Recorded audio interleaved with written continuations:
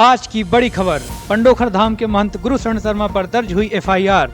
भगवती मानव कल्याण संगठन के संस्थापक संचालक योगी राज श्री शक्तिपुत्र जी महाराज के विरुद्ध अपमानजनक शब्दों के प्रयोग एवं मनगढ़ंत आरोपों को लेकर दर्ज हुई एफआईआर।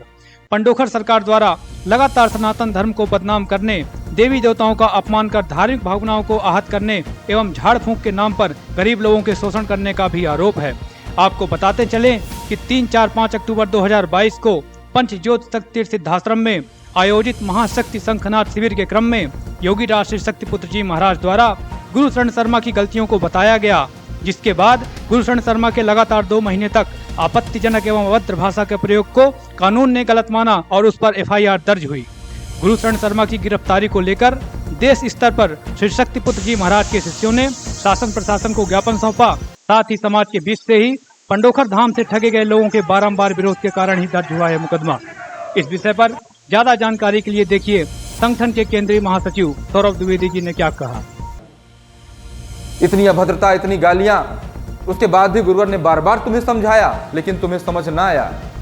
लेकिन गुरुवर के शिष्यों को सहन ना हुआ, समाज के लोगों को सहन ना हुआ और तुम्हारे विरुद्ध उन्होंने कानून के पास जाकर के शासन प्रशासन को ज्ञापन सौंपा कि एक तो मगरमच्छ की भांति यह आदमी समाज को लूट रहा है, ठग रहा है, निगल रहा है, और उल्टे अगर किसी योगी ऋषि के द्वारा उसके विरुद्ध आवाज उठाई जा रही है तो उनके विरुद्ध उसके द्वारा गालियां दी जा रही हैं।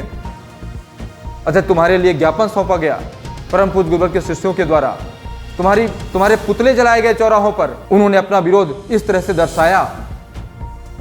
जहां तुम्हें गुरुवर ने गलत माना, समाज ने गलत माना, गुरुवर के शिष्यों ने गलत माना, वहीं आज वह समय भी आ गया है कि जब तुम्हें कानून ने भी गलत मान लिया है। कानून की नजरों में भी तुम गलत साबित हो गए हो। इन 3 महीने की यात्रा में तुमने कई बार जान से मारने की धमकियां दी, कई बार तुमने अश्लील गालियां दी, कई बार तुमने झूठे आरोप लगाए,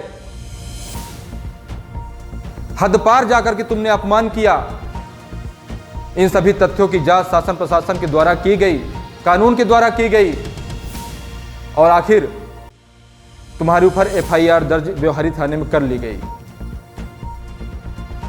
पूरे जांच पड़ताल करने के बाद, एक एक तथ्यों को देखने के बाद पुलिस प्रशासन के द्वारा तुम्हारे विरुद्ध एफआईआर दर्ज की गई है।